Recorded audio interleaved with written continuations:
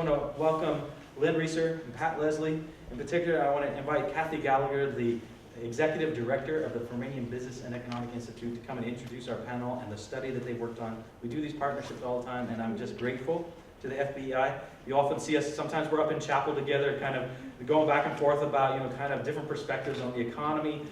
Sometimes we're working with faculty, small faculty groups, and trying to get them thinking about things from multiple perspectives. So, Cathy, welcome. Thank you. Good evening, and thank you for having us and joining us tonight.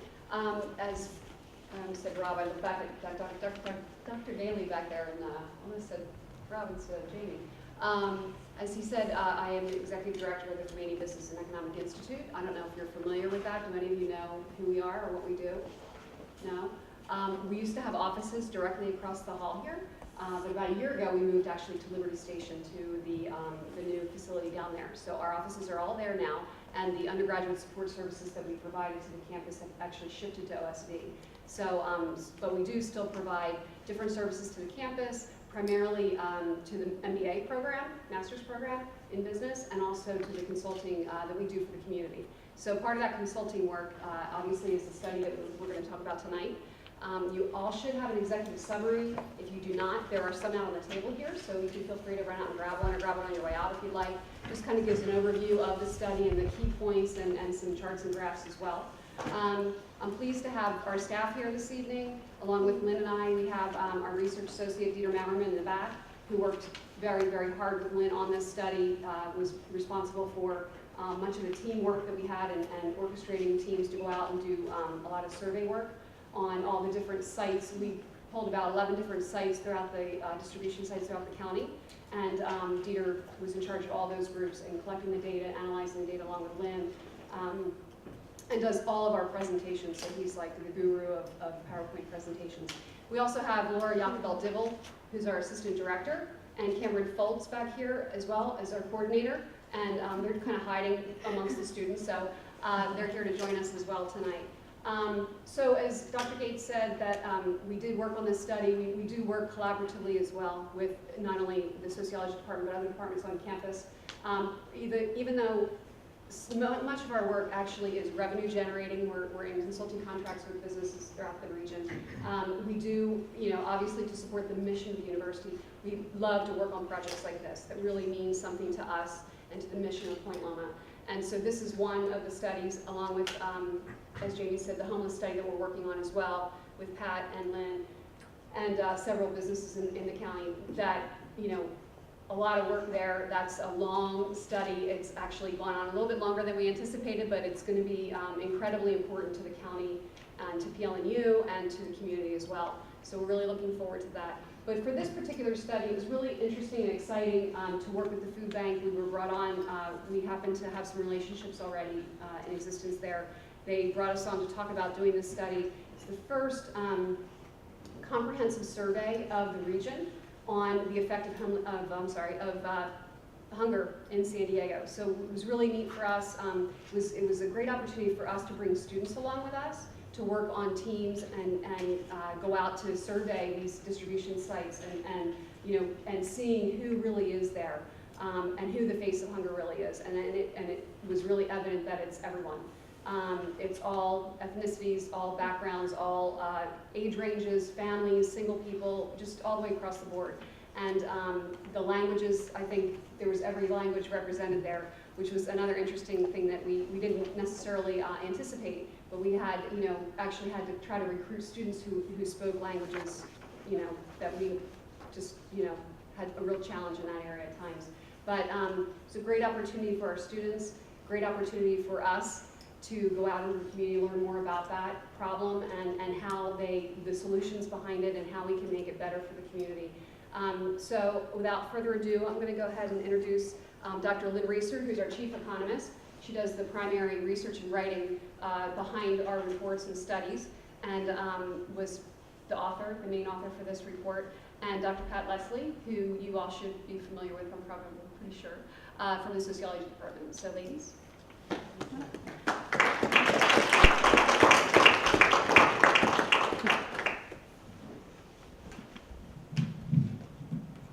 And if you know anything about me, you know I can be long-winded, so I'm going to try and follow a script. So we all know that food is important in life, right? Food is important to being productive, to our well-being, to energy levels, to just staying awake and studying, right? And so tonight we're really going to explore a little bit about what we know about food needs in San Diego and in the face of hunger.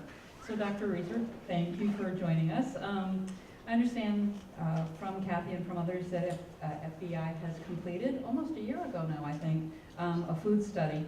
Can you tell us a little about the study, what its general purpose or goal was? The goal, as Cathy suggested, really was to define the face of hunger in San Diego.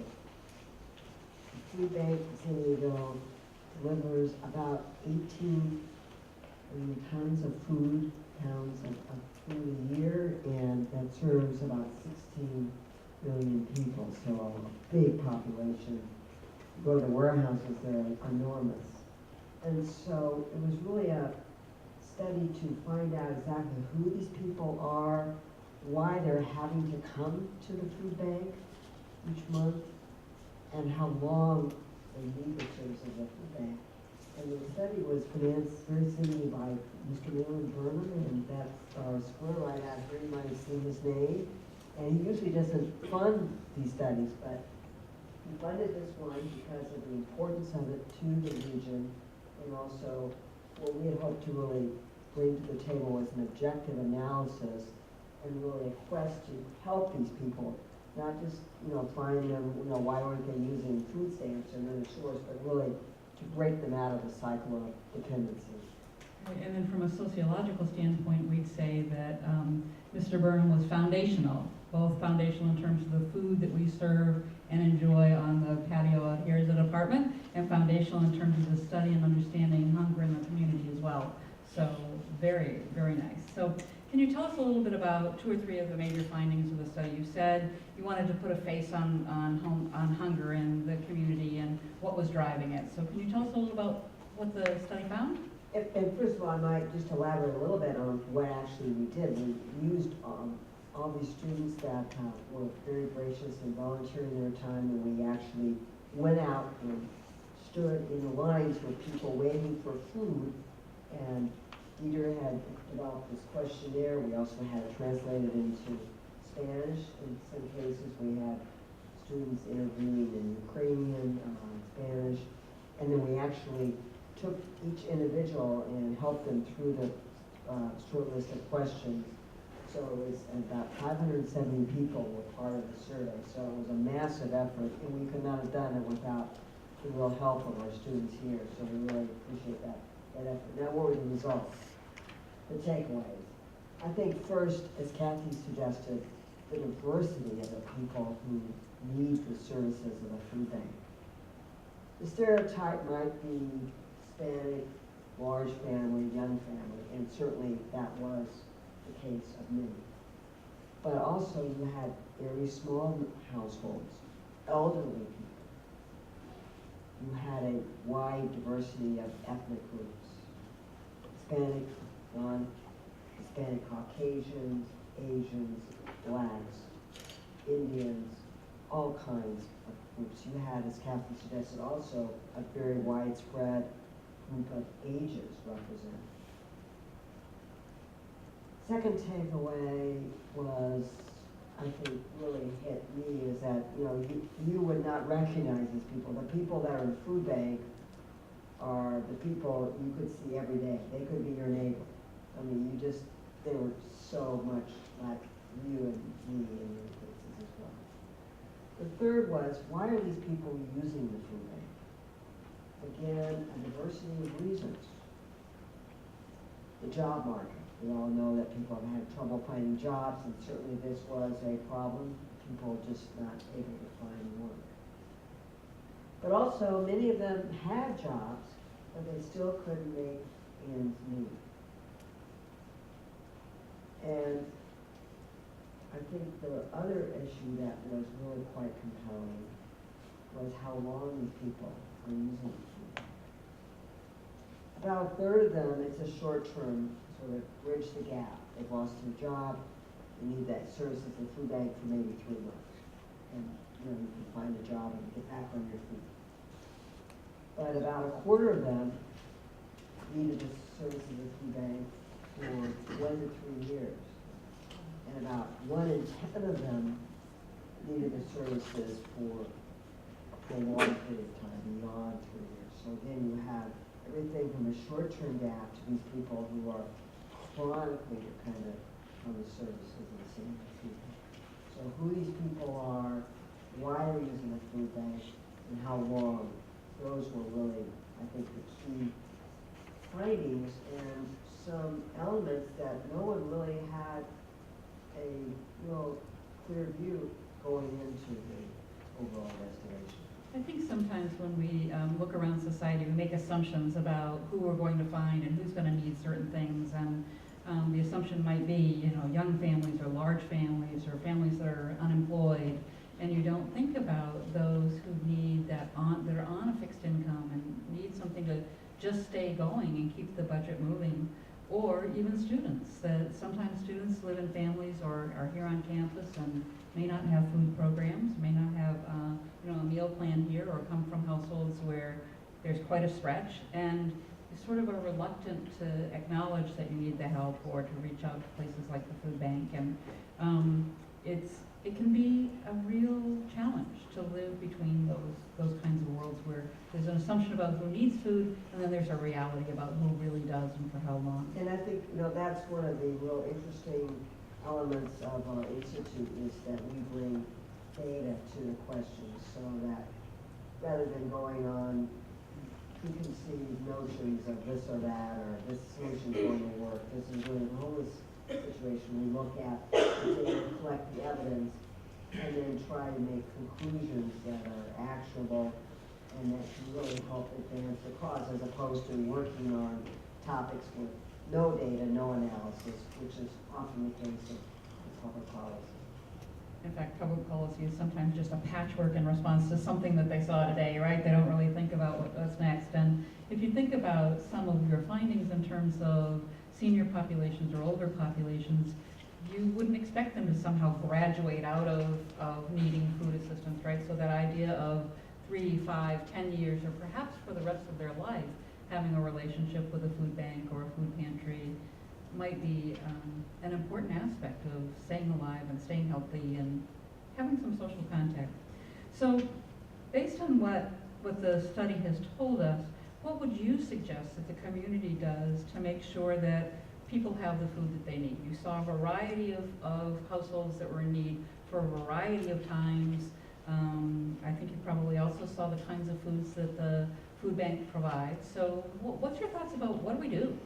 Well, I think as we looked at the issue and thought about it, analyzed the data, what was compelling was that this is not just a hunger problem. This is not just a food problem. This is a much broader problem that we need to deal with, and we need truly a holistic approach. And I think there are really 5 elements of that approach. 1, we need to help these people find jobs, good paying jobs, and help them acquire the skills and the education and the training to obtain that kind of employment. Second, we need to help the children. Dieter, I think there were cases of children showing up and collecting food for the family. Why aren't those children in school? They were out there, you know, basically trying to, you know, put food on the table. But we need to make sure that those children have education, they finish their degrees, just a high school diploma even, and they have mentors. So you can break this cycle. Third, I think we need to help these people with basic budgeting and financial planning. Again, surprisingly, I mean, a lot of these people have jobs, but they just can't make ends meet. Part of that, they need, you know, they need better jobs, but also part of it, they need to actually understand how to budget and plan. Fourth, we believe that in many cases, they need to know how to shop more intelligently, more smartly, and, you know, make a shopping list. And some basic things that maybe many people know, but others that are at the food bank do not know.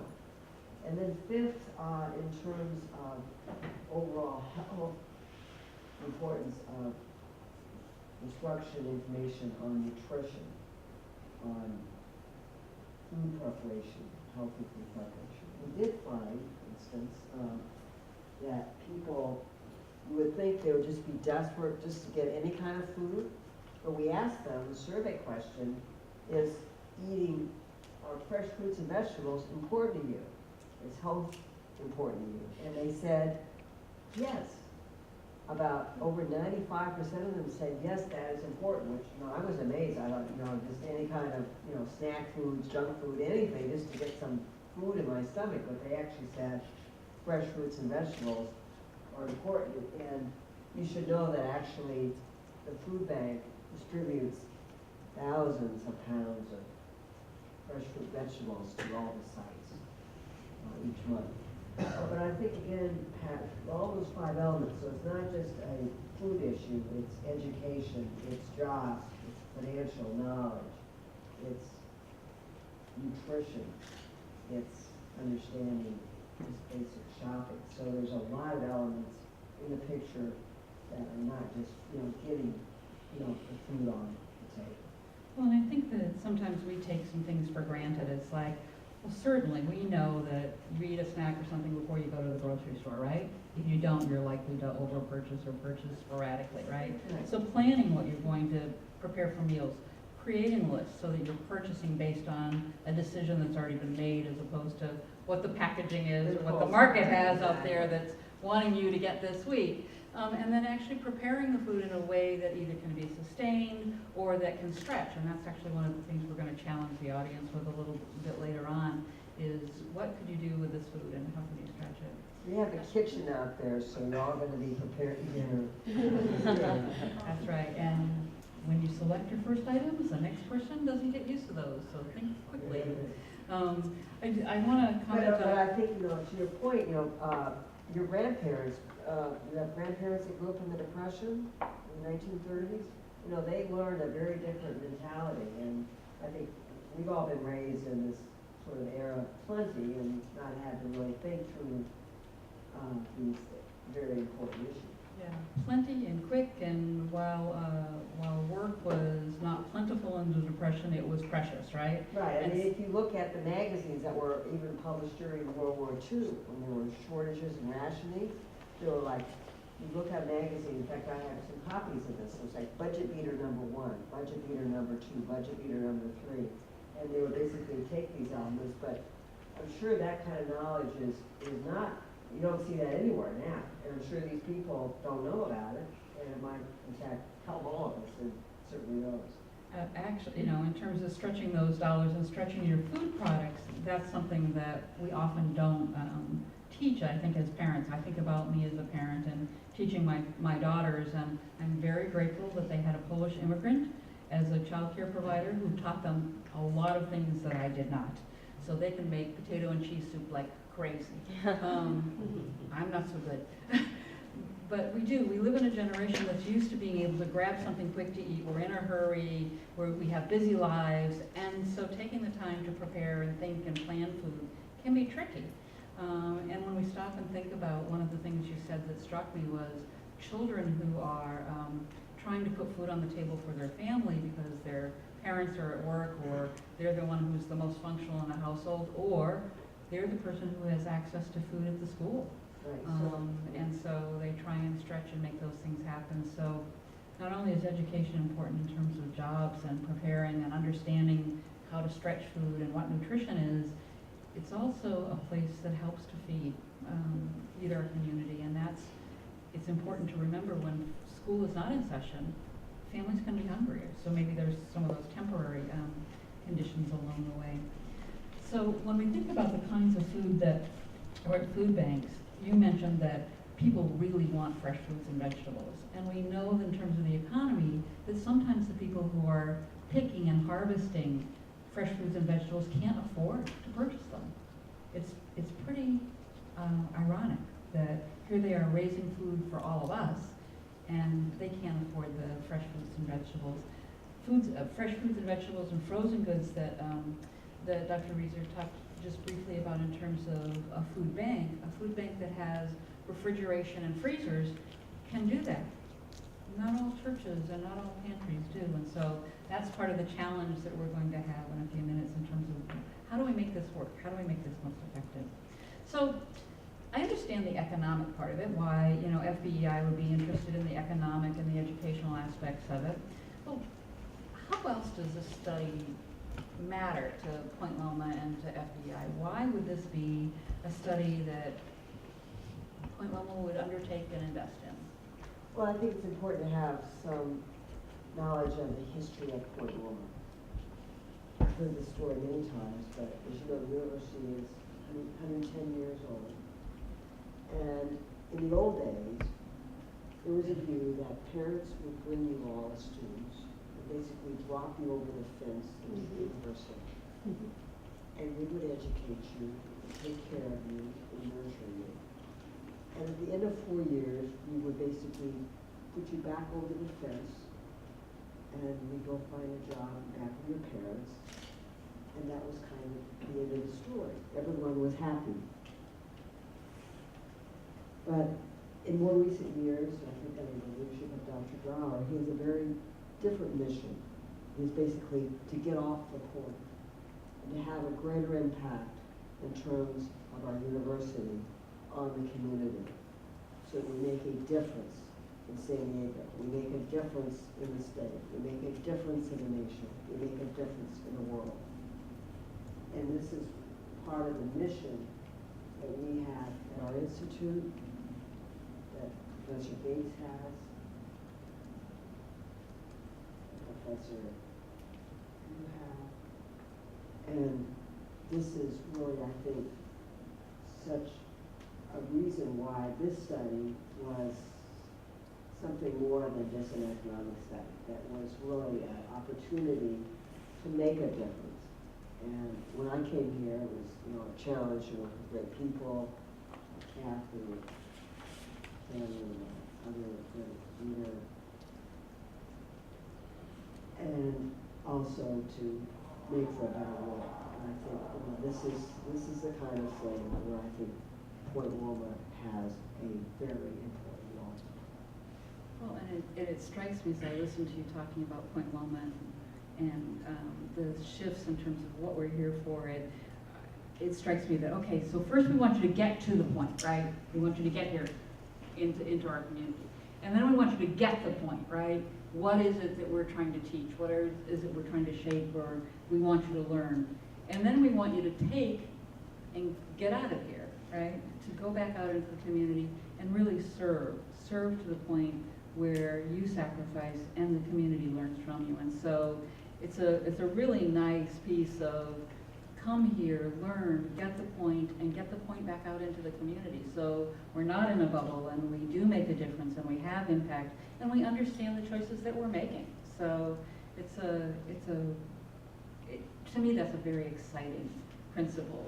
It's live out faith, hand and foot, and it is, you know, bring education and bring knowledge to the base and really understand the issues so that it's not just what we think or what my heart tells me, but really pulling it all together and saying, get to the point here and know that we're having impact. So let me test a little bit, both you, Dr. Reaser, if you'll allow me to, and the audience in terms of, so let's talk a little bit about what is typically in a food box and the food pantry, and the difference between a food pantry and a food bank. So let me pick on them for a minute first, if that's okay.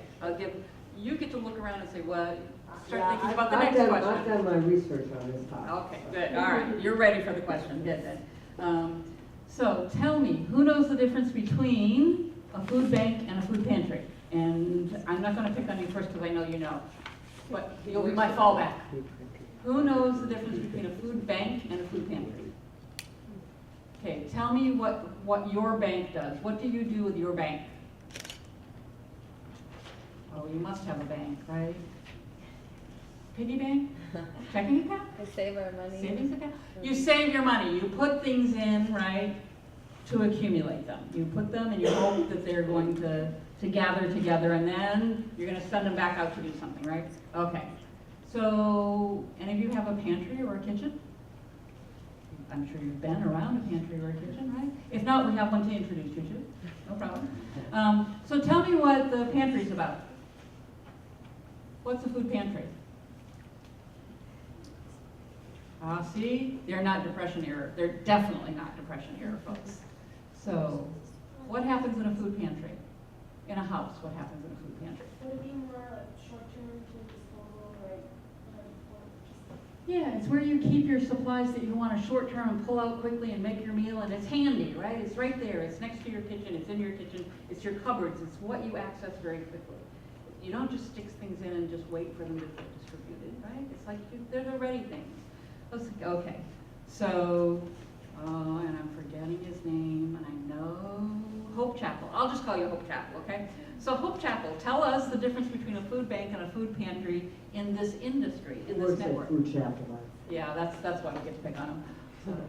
The food bank is actually like where all the food is stored. So what happens is the food pantry are the actual distributors. So like her example of what is the bank? Well, obviously they hold all of our money. And so, but when we want money, we bring it out for ourselves. And so then once we have our own money in our wallet, our dollars or whatever, at that point we go to the store and then we give the money away. Well, it's kind of, for a food bank and a food pantry, it's kind of the opposite where the food that we get, so the food goes from the pantry where you can get it relatively inexpensive, it's like anywhere from 10 to 15, 20 cents a pound for food.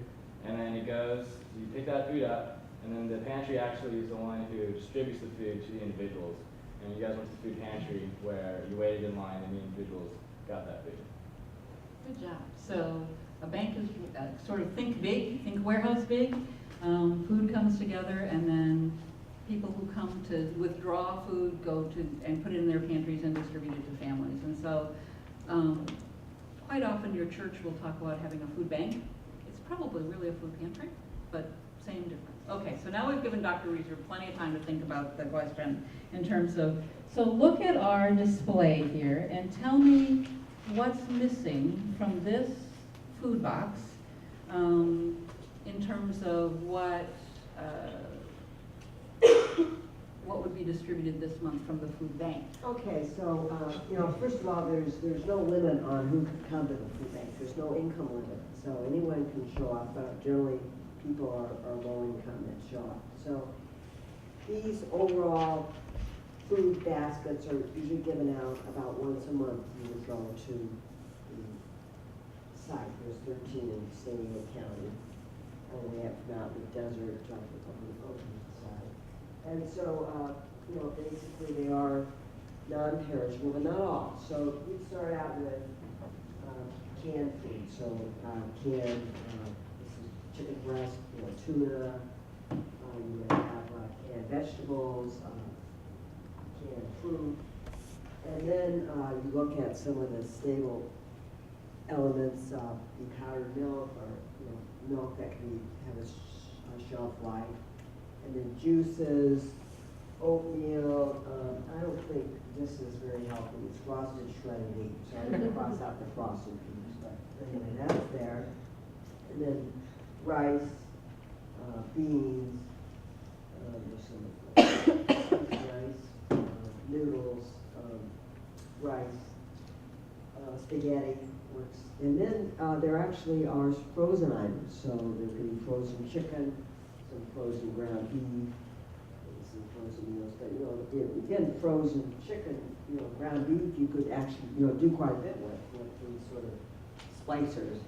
And then, as I said, there's also thousands of pounds of fresh fruits and vegetables that are getting out. So there's a fair amount of food that can be good food. And I would encourage you, when they have the food drive in the fall, there's actually a competition among universities. We would like Point Loma to win this year. So when the notice comes out, I was talking to some of you on the best way to reach out and send Loma Link. We make sure that notice goes out on Loma Link, because SDSU has been winning it hands down the last few years. We would like to be in that position. So that's basically it's all about. So be keeping some food when we have food banks, very important to us. And food banks rely on donations, whether it's the food bank that's getting donations from industry like Vons and Ralph's and manufacturers, or if it's the food pantries themselves that's dependent upon food banks or donations from the community. So if you think about what you donate or what your family or neighbors donate to your churches or your food banks, think about the kind of products that you typically give. And they are, as Dr. Reaser said, like the canned goods that have a lot of shelf life, or staples, and having storage or access to fresh fruits, fresh vegetables is something that takes a network of people to try and pull together. So it's an interesting array in that you need to have on that shelf and in those pantries things that can last for days and for weeks, and yet you also need the fresh fruits and vegetables that are perishable and require refrigeration and require the kind of care that might be trickier. So let's think about what we have here. So I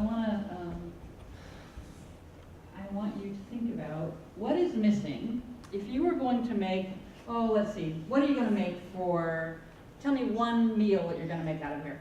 You can actually come up and pick up the box if you want and say, this is what I'm making. What is it that you want to make? Yeah, you, because you're in the front row and I can pick on you. They'll support you though. We'll have them give you a hand here. So what are you going to make?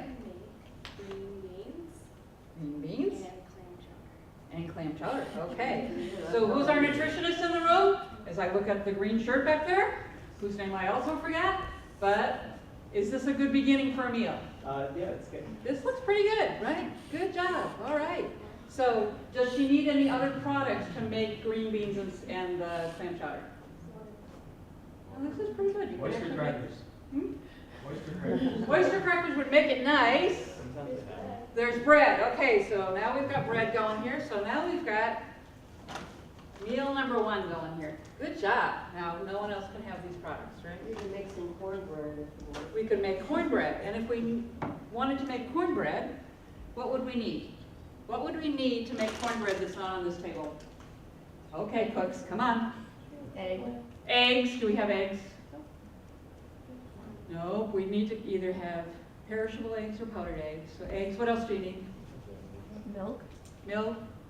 We'll use your dry milk or your concentrated milk and get that done. And you need Oil. oil. Sometimes. Oil is something you actually would typically get from the pantry, or you could actually use melted butter if you needed to. And you need an oven, right? And so one of the things we need to think about in terms of the use of products is what we can put together, what else it takes to actually make it into a meal, and what's the nutritional value. And that can be pretty challenging. We've already said we want you to be educated and plan and think ahead about what you're going to buy at the store and what meals you're going to make. And unless you know in advance what the pantry is going to give you that day for food, you can't do that. You've got a challenge, right? So if we think about what's here, this is a great loaf of bread for soup and for green beans, right? What is it not a great loaf of bread for? I'm going to pick on this side of the room now. So how is this not a good loaf of bread? What would make this not a good loaf of bread? What would this not be useful for? Sandwiches. Sandwiches. Yeah, is it making peanut butter and jelly might be a little tricky. You could slice it down the middle and slice it up, right? But the actual portion control of this bread is more difficult. So sometimes families will choose a less nutritious bread, like what I'm going to call, well, we would call it bimbo bread. You know what bimbo bread is? You would probably call it mushy bread, white mushy bread. I'd say Wonder, except the Wonder is now got nutrients in it, right? But it's that, it's the bread that's sort of as many chemicals as it is anything else, the kind that you can ball up, that stuff. So they might choose that as opposed to this, or even the wheat bread, which would be a much better option, because it's sliced and can make sandwiches more effectively. So when you think about food banking and you think about food pantries and you think about people who are there, you also need to consider what they're able to use. So if you've got a senior, slicing up the bread may not be such a good thing, right? If you've got a child, slicing up the bread might not be such a good thing. So maybe there are, for some households, that some of the products are better. If you've got Let me see. No, that one's okay. That one's okay. This basket's actually doing pretty well. I know I'll find one eventually, because these are actually pantry products. Here we go. Best by May 19, 2011. You want to eat this one? What would cause you to not want to eat this one? It's past its expiration date. Does that mean this product is bad? Yes. No. What does it mean? It means that it's just past the date that the manufacturer can sell it. Right, it's past the date that the manufacturer can sell it, and it may or may not be a viable product. Is that it may not taste as good as it used to, and it may still have enough nutrients in it, but it's not as valuable. And I'm looking for something I can do this with without breaking, and then we're coming back to you, Dr. Reaser. I'm not good at it.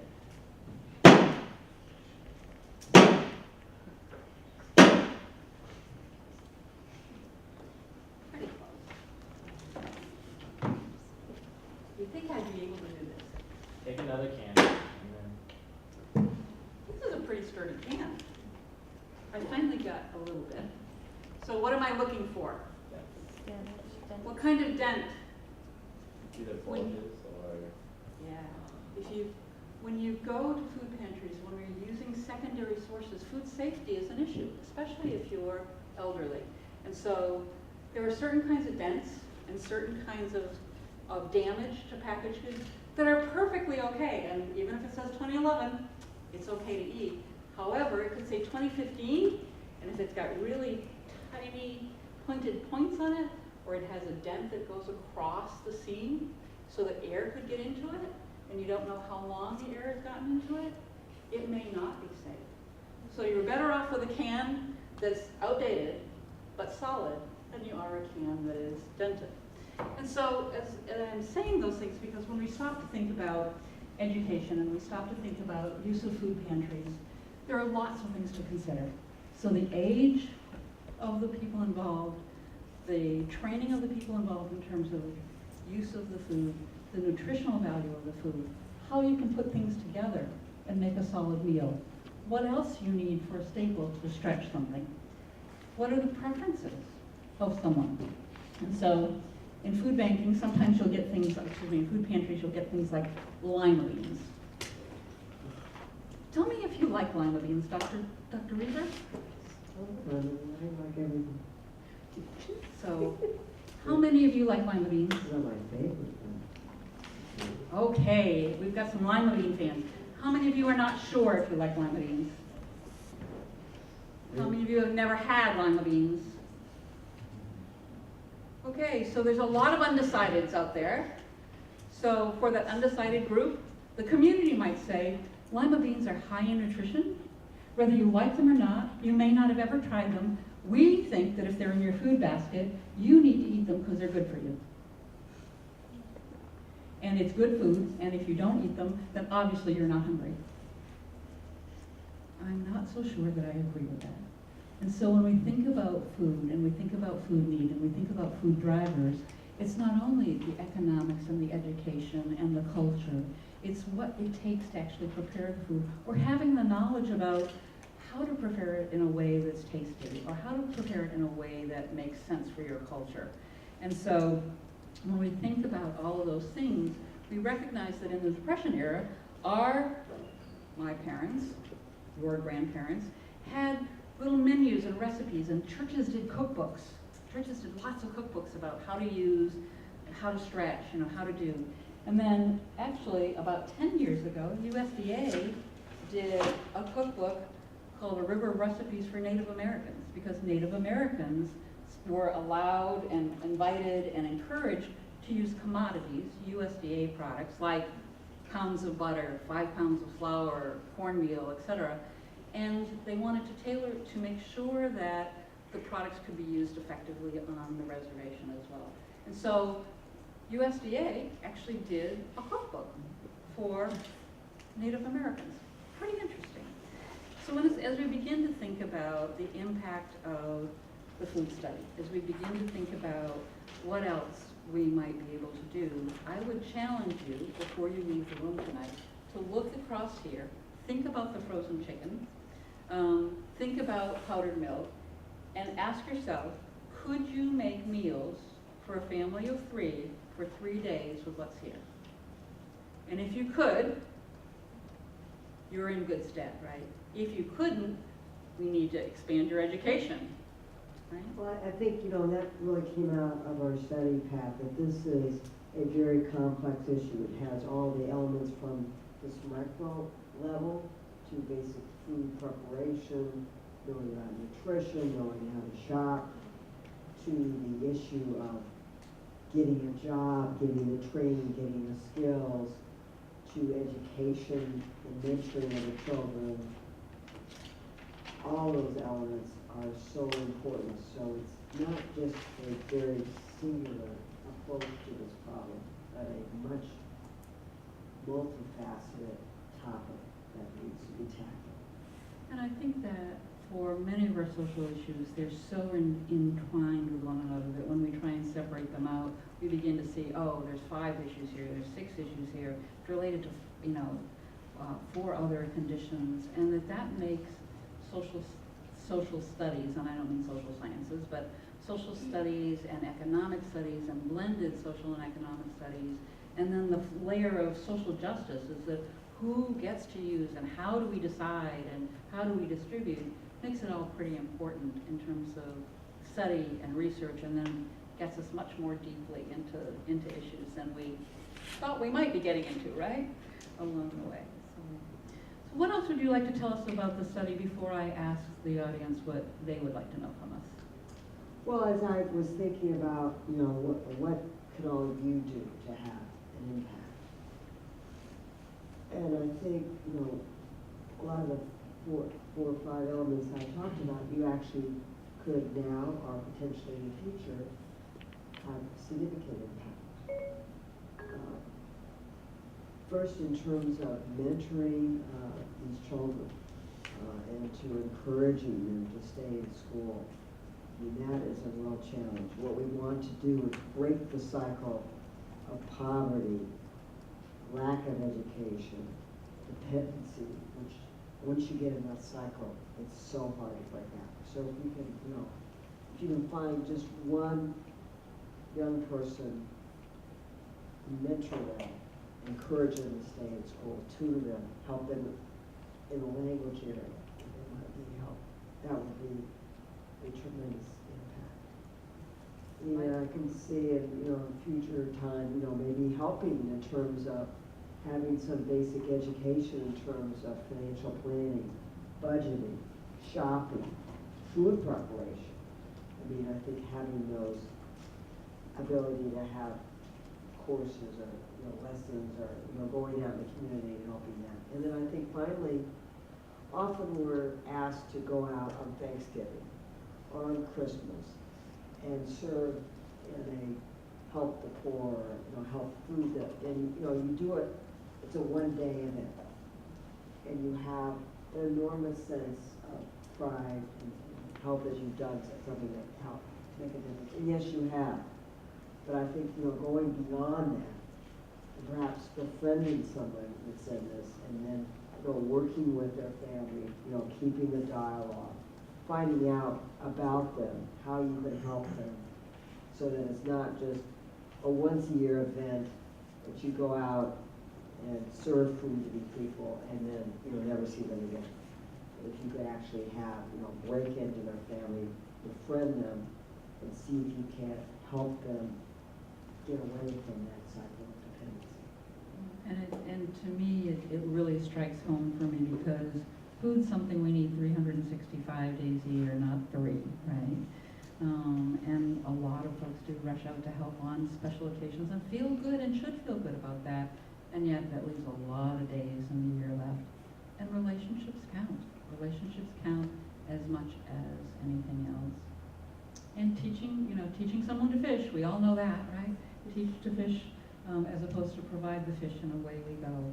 And so there's some really just common principles that underlie what we need to do with one another, and helping to educate and coming alongside and supporting relationships and being there even when it's not convenient or jazzy are important steps on that.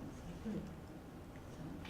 So what do you as an audience want to know? We could probably talk about food issues and justice issues and economic issues until you got to be 35 or more.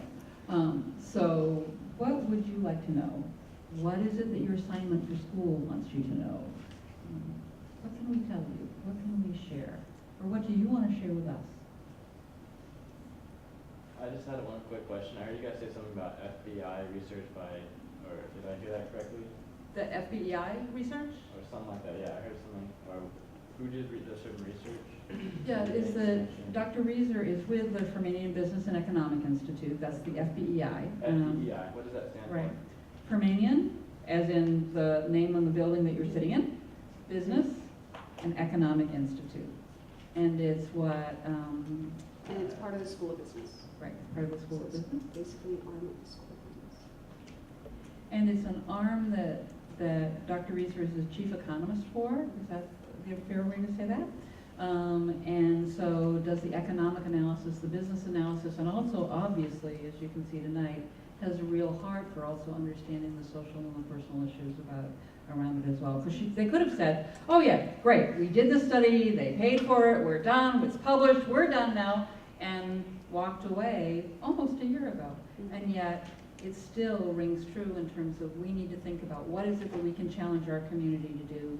Can we get Point Loma's, at least a bronze star, if not the first place in this food campaign, right?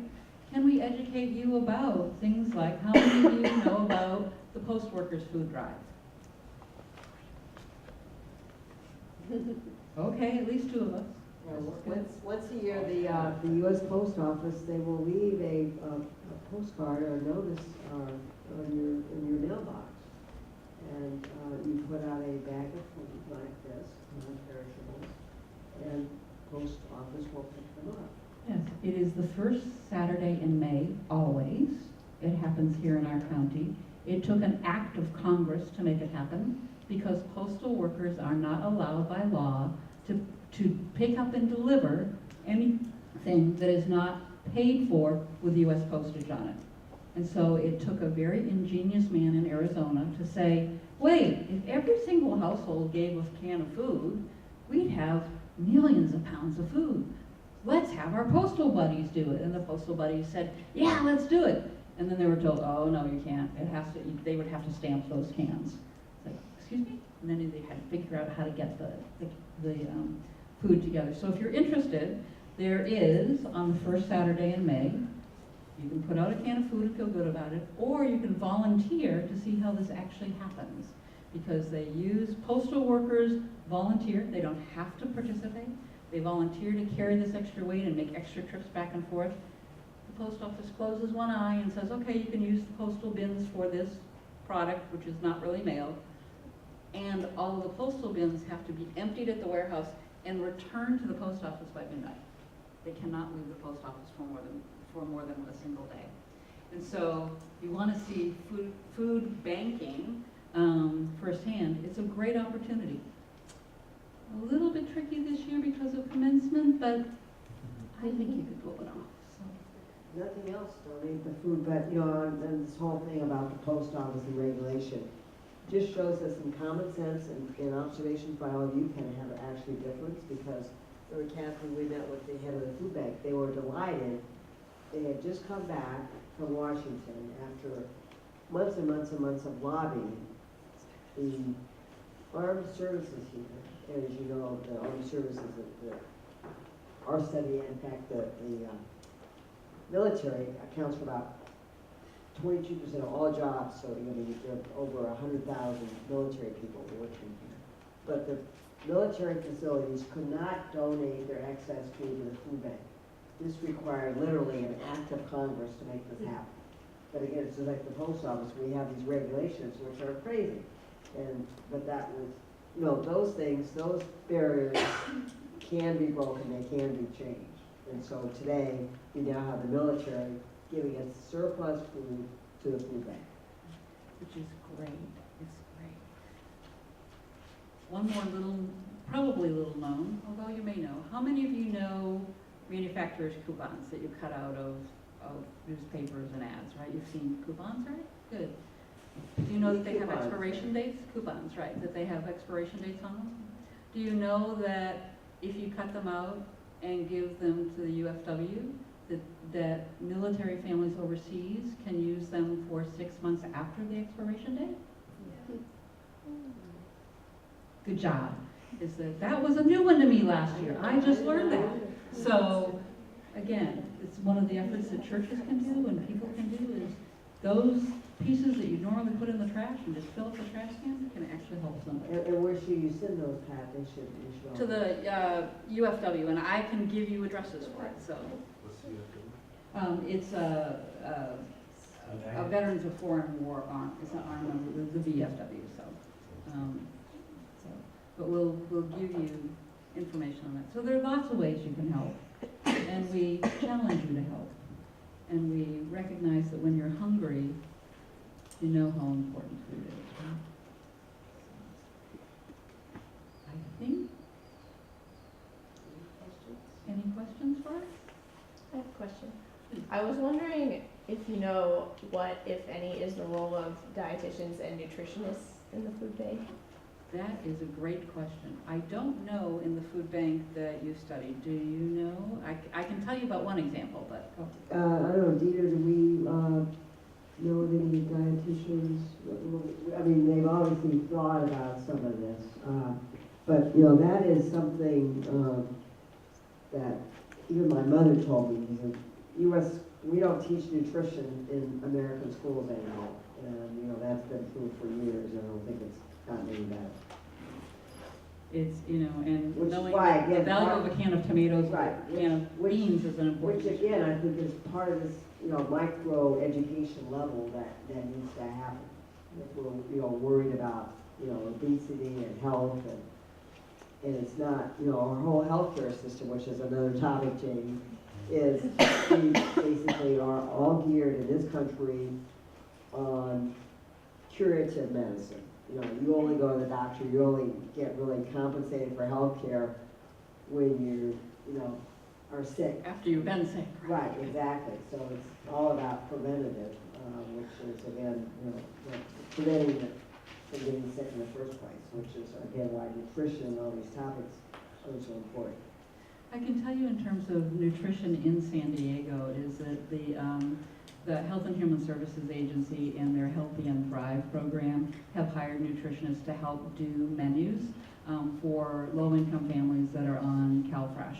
And I can also tell you that I know specifically that the Catholic Charities Emergency Food Pantry at 349 Cedar Street downtown actually has a nutrition training component so that if families come more than a certain number of times, and I don't remember if it's 3 times, they're invited to a nutrition class to learn to use commodities, the USDA products, along with the commodity, the items in their pantry to stretch and make nutrition. And so it is a need, and I don't think it's one that's well covered in our community. And when Dr. Leslie talked about CalFresh, you may not know what that is. You've heard of food stamps, though? Food stamps? That's what California is. It's called SNAP, is the old food stamp name. It's called SNAP nationally. In California, we call it CalFresh. Yeah, anything in California that's a policy that we can, a social policy that we can put Cal in, we do. So we do Medi-Cal, we do CalFresh, we do Cal Cares. Covered cow. Covered Cal, we Grants. like Cal, right. Of most interest to this room, Cal Grants, right? Cal Grants, right. And we could talk about the importance of Cal Grants and education and Another topic. another whole topic, so. But again, education is an element of this study. Absolutely, and knowing how to stretch, so. So, thank you for listening to us. I hope you recognize the depth of what I often think of as the hidden gems on campus, the people that you don't necessarily get to see on a regular basis. But Dr. Reaser and Dr. Leslie are both 2 of the most knowledgeable people in their fields, not just on campus, but in the community around the nation. Dr. Reaser is an economist known worldwide. Dr. Leslie is, particularly on homelessness, is known across the country for the work that she does. And as a social worker, had 30 years of experience before she ever joined us here on campus. So these are people that are like deep gems that you gotta take some time, go hang out in their office, knock on their door. They're super busy, but they make time for you. They will make time. If what you've heard tonight is of interest to you, I wanna encourage you, yeah, come talk to me in the Center for Justice and Reconciliation, but these are the real gifts on our campus. I don't think they should, they're not hidden gems off campus, and lots of people know about the work that they do, but on campus, oftentimes, you're busy about your other majors and so on, you don't know about these gem of people that are working on our campus. So I'm super excited that you got to strut some of your stuff here tonight as well, and us get to see some of the good work that you're doing, particularly, and with the Center for Justice and Reconciliation, particularly for the least of these. Particularly the work that you do makes us shine, makes Point Loma shine around the right kind of things, around the lowest of income concerns in the city. Cathy, did you want to say a final word? Just thank you for listening, thank you for caring, thank you for being a part of Point Loma. We love the work we do and love opportunities like this that we get to work with other great disciplines on. Make sure you drink the rest of the coffee that's out there, because I know you got to study tonight yet. So.